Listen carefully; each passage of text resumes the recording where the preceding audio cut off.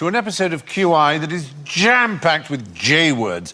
Joining me to joust and jostle in tonight's J-themed jamboree are the jazzy Bill Bailey, the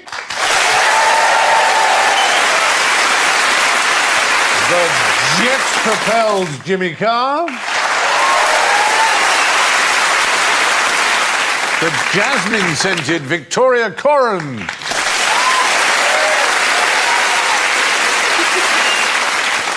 and that jolly jackanapes Alan Davis.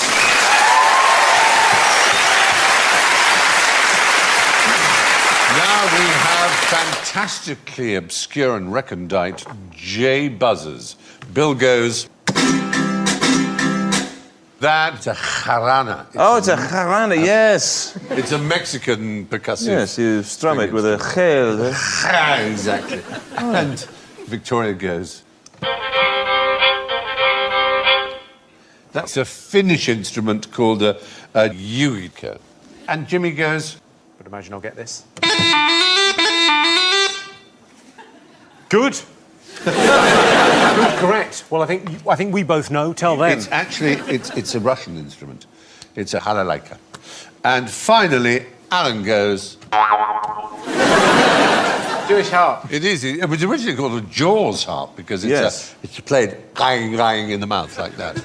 Anyway, to get you in the mood, what do these unfamiliar J words mean? Oh, lots of... I've heard of Janker. jankers. And That's an army thing, isn't it? Yes. Jankers is an army punishment, isn't it? Cleaning latrines or peeling 10,000 That's tubs. right. You put on jankers. It looks like lots of them are minced oaths. What was that? A minced? A minced oath, like saying fudge or sugar, like a powderised version of a swear word. It's like saying bicarbonate of soda, Or shut the front door. or fuck crying out loud. Have you ever said that, though, really? What, fuck crying out Fuck crying out loud. Works very well. Have you? Or fuck Christ's sake, yeah. Or photographers that follow you. Why don't you just photograph someone else? A jollop?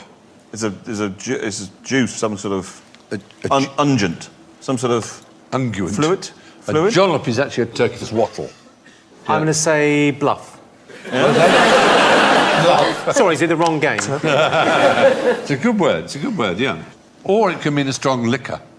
Jollop. Yeah. Strong liquor. Which is maybe where wild... I didn't say anything. I didn't say anything. Hey. I was gonna, but I didn't. And gentacular. Is this what friends of Jennifer Aniston say, how she looks before she goes out? Gentacular. No, it means pertaining to breakfast. Oh, it does not. It really does. Why? I know, but why do you need that, though, in your life? Well, you have a lunchy word. It's a lunchy type of thing. It's a breakfasty type of thing.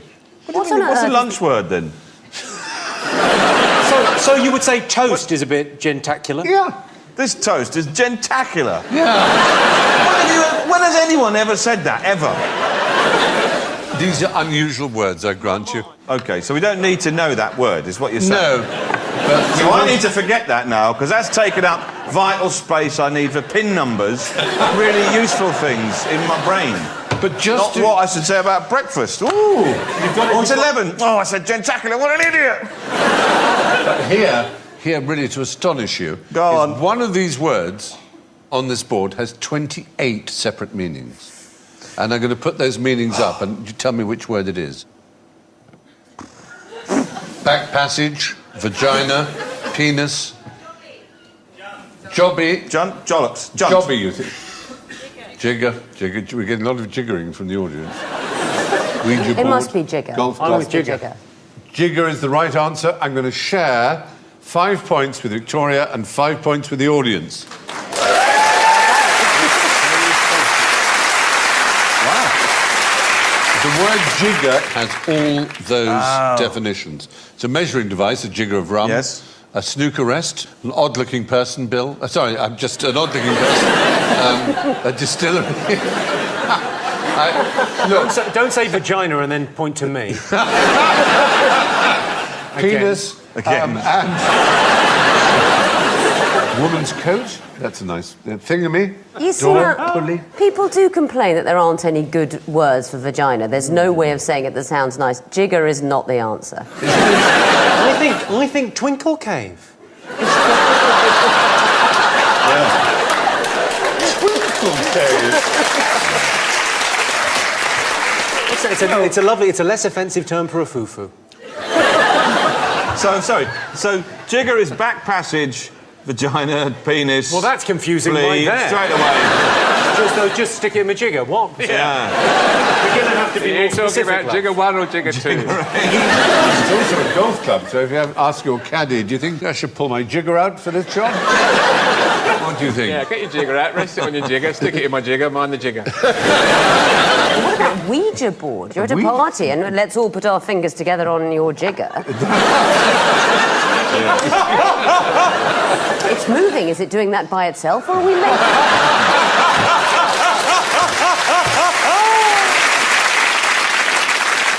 Potter's wheel. That was what they used to put on the TV when they ran out of programmes. Yeah. Just put the jigger on. Not that one! Anyway. A revolving jig. No. Certain words do double duty, certain words do triple duty. Words like jigger seem to do multiple duty. But what's the one thing we can all agree Hitler, Stalin and Franco got right and Mussolini got wrong? Mussolini surrendered. There's something the three mustachioed dictators loathed and detested, but that actually Mussolini rather liked. Pasta. Yes.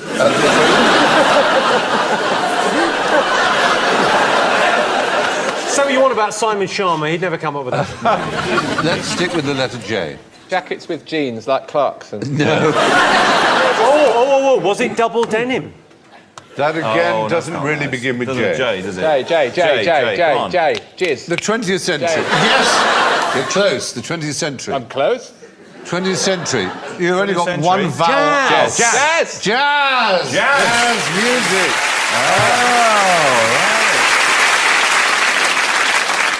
I disagree with this question, basically.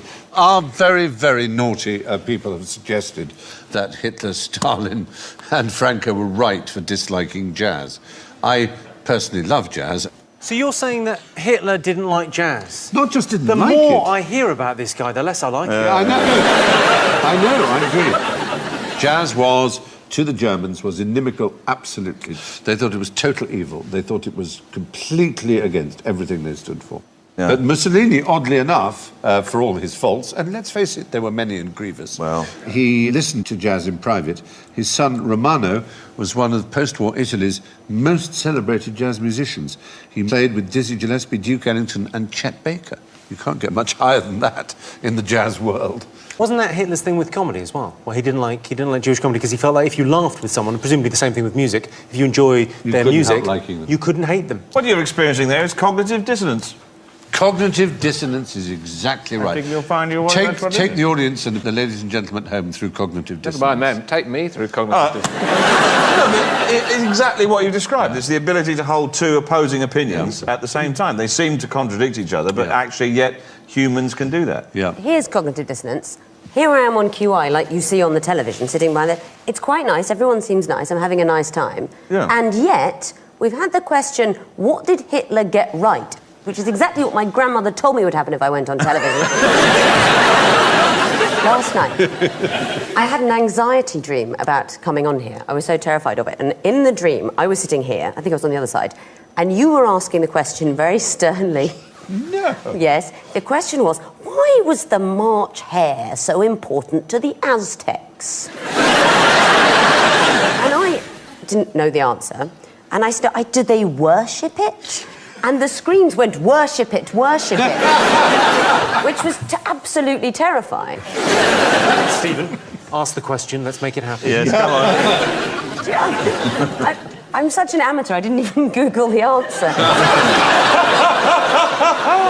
That's an amazing dream. It is a good dream. That's very specific. You know, it's not like, I mean, I dream, I went up to the shops and bought some milk and some bread, and I wake up, I go, oh, where is it? And... I thought, I'm sure I went up the shop and got it, but clearly, well, that's a crazy dream. Must have been that blue cheese I had last night, but that... Oh, yeah, really... Bill. Definitely the blue cheese was the issue. Yeah, OK, all right. Blue cheese. Were you actually asleep? Or was this a sort of a premonition? Well, we'll find out. Well, yes, we will. Can we just confirm this is happening now, isn't it? Yes. We're not in one of Vicky's dreams, because that would be... That would be brilliant, though, wouldn't it? You could be the March Hare, I'll be the Aztecs. Bring it on. Let's get some blue cheese. So, now, here are 4 J birds. What immediately comes to mind when you look at them? Wings. Ooh. It's J I'm after. There is something that allows you to recognise them that a bird spotter would call their... Jizz. Yes! Yes. You knew that? Well, I'm a twitcher, aren't I? Yes! Yes, jizz.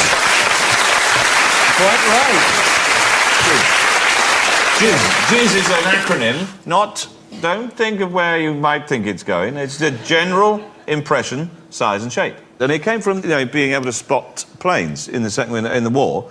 You could spot the outline of planes from underneath. And that was a military term, jizz. Yeah. But birders use it as well. Everything you say is believed by many, but unfortunately there's no evidence or provenance for that. So while you've got the word absolutely right and there are points pouring your way for the actual explanation is not proven. So there would be a book I could look up on the internet when I get home, Jizz on Birds, and that is fine. Yes. Absolutely right. I've got a lot of growing up to do, is all I know. The pop etymology is that it might be just is. In other words, you can't say specifically why that aeroplane is a Spitfire or that bird is a siskin. It just is. It just is, yes. Or even gist, the essence, the gist. Oh, the essence, yeah. But no one's quite sure. But the other kind of jizz is a contraction of the word jism. Jism. And what is the origin of what does that mean? Jism. What's the origin? Jism, jizzar. No. I could tell you where it comes from. I could show you. Yeah, no. No, you're not to do that. Again. Too late. Yes. Jism has a meaning. Can you imagine what jism might mean? Jism means spirit or energy. Ah. Yeah. Like a... I withhold my jism. I deny them. Is that meant to encourage us? What's that doing? It's spirit and energy. Oh, yeah, sure. That looks like we're trying to sell some sort of massage CD. Here's a top jizz fact. Go on. All right, imagine one little sperm. Hang on. Tiny, whiny little sperm. Got it. They're very, very small. You couldn't see it with the naked eye. Yeah. All right. Now... No bigger than an acorn. You know about computers and memories and things. They have information on them, which is expressed in terms of bytes, kilobytes or megabytes. How much information do you think is in the DNA of one little sperm? Just one? I think it just says swim. So that would be what, 1 bit? 1 bit. 1 bit. 1 bit of information, swim that way. Either 1 bit or 1 trillion bits. It's 37.5 megabytes. Oh. Which means that a normal ejaculation... Talk about your hard drive. ...represents... Is this just after you've logged off? Yeah. Just going to plug in my dongle, Bill. How many more of these can we go over the cliff? As long as it's not a floppy, that's You can still hold a lot in a floppy. Yeah, you can. But a normal male ejaculation, if there is such a thing... I came here to talk about the Aztecs. Will you accept my personal apology, Victoria? It is the equivalent of 15,875 gigabytes. That's 15.8 terabytes. That's about 7,500 laptops worth of information in one ejaculation. It's gone to waste, just thrown away. Well, not necessarily. No. Down the end of a sock. Stop it. What? You started it. Yes, jizz, as you knew as a bird spotter, is that indefinable something, the shape, the gait, the outline that allows you to identify a bird. But we have the 4 birds we showed you. You're going to say we have some jizz. No. We have some birds you can identify here by their jizz. We literally do. We literally do. Oh, look. Yeah, they all begin with J, that's your clue. Oh. I'm going to say that's a jayhawk. No, that's not a hawk, is it? Look at it. I mean... What are you saying? How is that a hawk? That is a hawk. Down and picking up a rabbit? That's not that to scale, Bill. That's the size of it. Right. Oh, it's a long way off.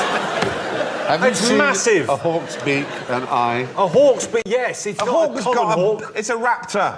That's not a raptor. That's a flipping flycatcher or something. You are very good. It's a flycatcher. It's a flycatcher. There you go. Yeah, He's good. Well, don't mess with the jizzmeister. Hey, I was second on that. No, you weren't. I came second. Rubbish. A hawk? You just mentioned a type of bird. Right, OK, well, stick up the next one. I'm pretty sure That I've is, got it. just to finish it, that was a flycatcher. It was a Juan Fernandez tit tyrant. God, here we go again. Wait a minute. Tyrant, A Juan Fernandez tit tyrant. Crested, spotty-chested member of the Tyrant Flycatcher A Company. spotty-chested member. Yeah. There are points for knowing where the This is Juan some- Fernandez Islands are. Juan Fernandez. Breastcock Lane?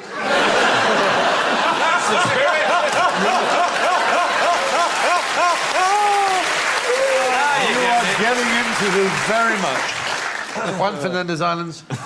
It's somewhere in South America, somewhere. Yeah, Chile. Chile, yeah, right. Fair enough, yeah. OK, the next bird, this black one here. It's some sort of... What is that? A bird of paradise? Was it? No, It's what got is that? massive green feet. It's a weaver bird, in fact. If I tell you it's a weaver bird, you'll probably know it comes from... Yorkshire. A weaver bird. Yeah. African bird. It's Jackson's widow bird. Jackson's widow bird. The next one, OK. at least name the type of bird The it is. jabiru, it's a stork. And it is a jabiru. Jabiru, Correct yes. answer. Yes, of course. Very good. This man is good. That is a jabiru, it's a stork, and it can be 5 foot tall with a 9-foot wingspan. It's a hell of a stork. Well spotted, and well, this man is impressive. Oh, thank you. OK, and the last one. Oh, it's very punk rock. It's from... I would say it's from the 70s. Jedward.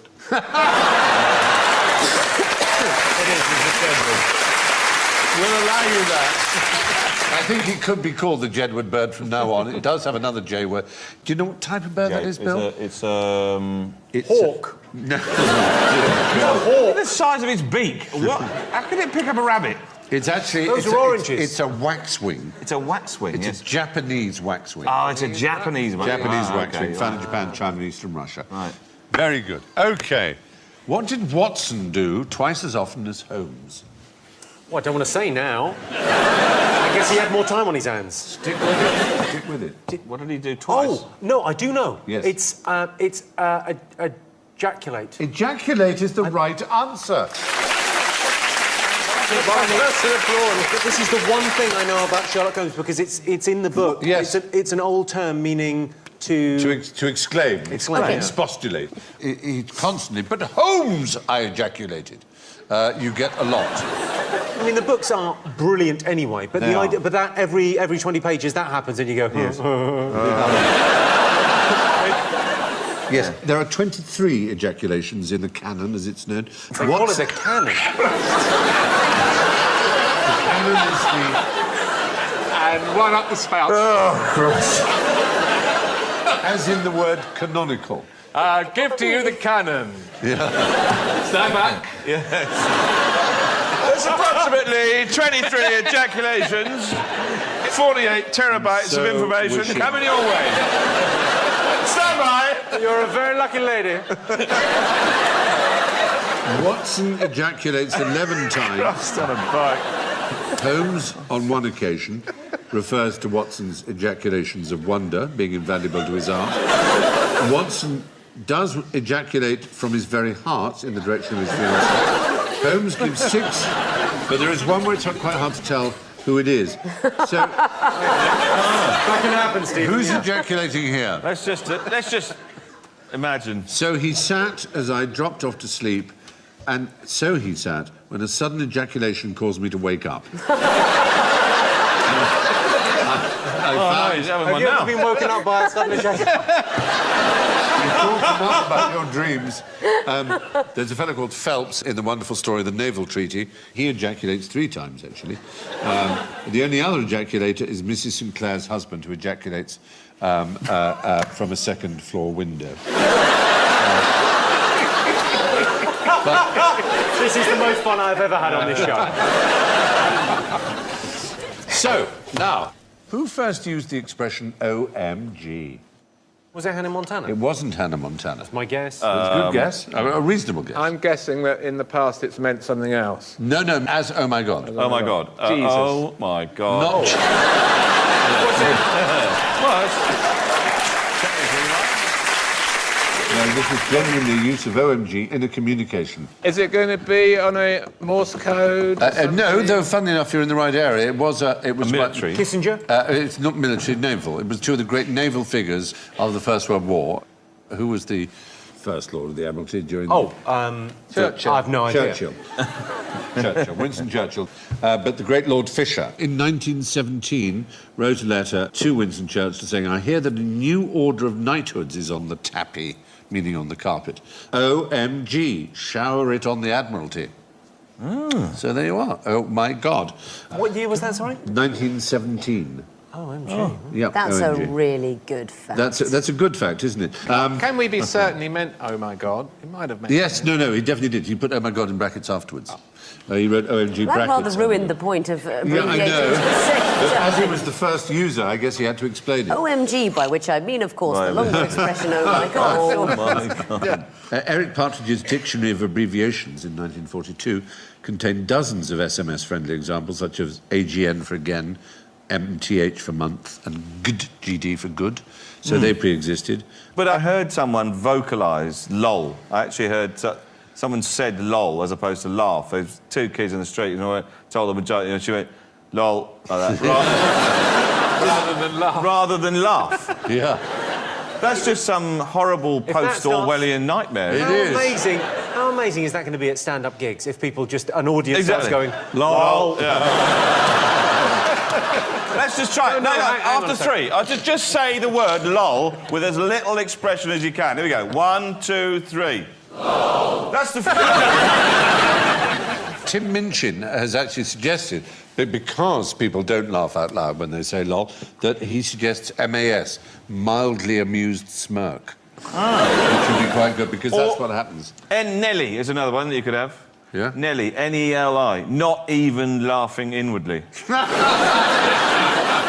you'd be impressed to know that in 1659 is the first use of to unfriend, which we thought was a modern Facebook phrase. But to unfriend was used by Thomas Fuller, who wrote to theologist John Heylin, I hope, sir, that we are not mutually unfriended by this difference which hath happened betwixt us. yes. And then I believe his friend wrote back that he liked that letter. Yeah, he liked that. Anyway, where do Arabic numbers come from? Oh. What's that? I don't know. Interesting fact, though, the Oasis is about 110 miles that way. No, that's the chart position in... in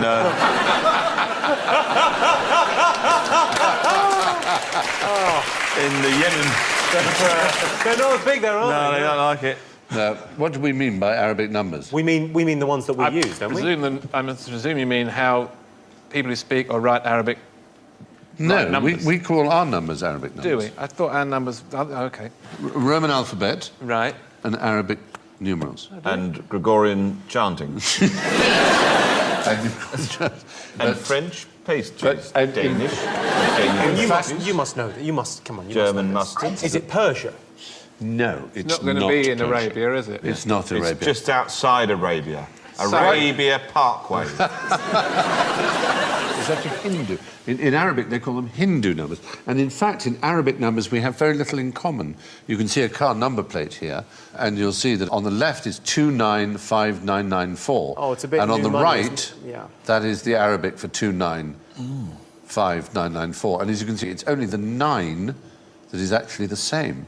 So they're not Arabic numbers at all? No, we They're tend Hindu to numbers. call them. They're- We should let's call them Hindu We numbers. should Hindu, call them yeah. Hindu numbers. Exactly right. Exactly. Or Exactly we could right. call them numbers. Yeah, but what's the fun in that? Yeah, quite. I want you to tell me, because it's quite interesting, Go on. and that's the name of the game, Which is the only number in the English language which, when written out, is in alphabetical order? 8. No. OK, well, 43.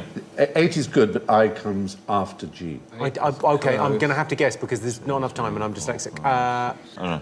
1, 2. 2. No. 3. O comes before T. So they have to be in alphabetical order. Oh, I see. Ah. Yes, that's... 40. 40. Yes! Well done! Yeah, so Very good. Were you going through all the numbers? I was going through all the numbers at the same time that you were. Yeah, We've got just there. counting. Yeah, 40 is the one. Yeah, Alan was on 3 when you said You three were all talking and we're still We're going... counting. No. What do you want? All right. Why was the March hare so important to the Aztecs?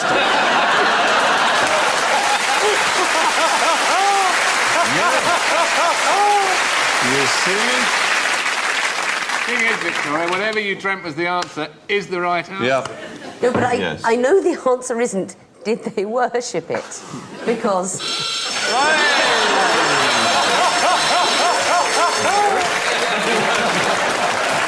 think you'll find I said that's not the answer. Yeah. What the answer actually is... I don't know, why is a raven like a writing desk? It's that sort of question. It is that sort of Maybe question. for years people will now debate this. 50 years from now, people will be asking, why was the March hare important to the Aztecs? There is a kind of answer that maybe your subconscious somehow knew. They worshipped rabbits, not hares. Yeah. So some part of your brain knew that Aztecs worshipped rabbits. Honestly, Aztecs Yes, worship rabbits? It's true. I swear to you I didn't know that. That's really I swear, and I think people are going to believe me. I'll go even further than this. There are many people who believe that the rabbits that the Aztecs worshipped were jackrabbits, which are, in fact, technically a type of hare. And a J word, which makes... And a J word. This So is spooky. Victoria Weird. Corrin burned the witch.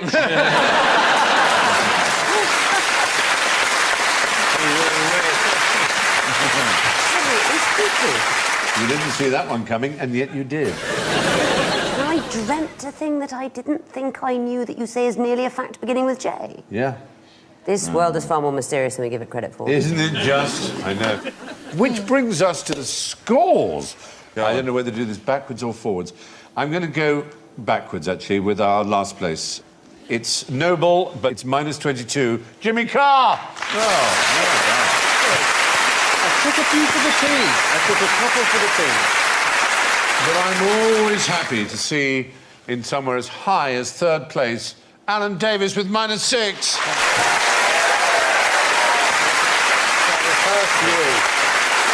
And this is astonishing. With +10, Bill Bailey. Really? First time out? And the mad woman who dreams of Aztecs and hares, Victoria Corrin on +13.